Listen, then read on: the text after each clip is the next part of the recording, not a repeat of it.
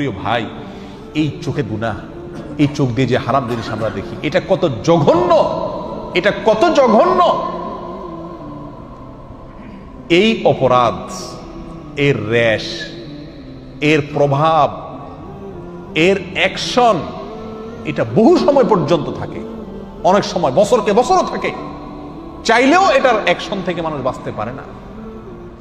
আপনি একটি অন্যায় কাজ করছেন, একজনের একটা গালি দিছেন, এটার আর রেশ থাকে না, বরং পরক্ষণে মনে উঠলে খারাপ লাগে যে লোকটাকে গালি দিলাম, ঠিক না বেঠিক?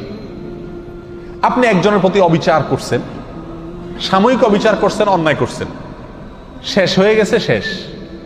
কিন্তু আপনি চোখ দিয়ে একটা হারাম জিনিস দেখছেন, সেটা মোবাইলে হোক, টেলিভিশনের পর্দায় হোক, সিনেমার পর্দায় হোক, কাগজে প্রিন্ট করা হোক, অথবা রাস্তাঘাটে হোক,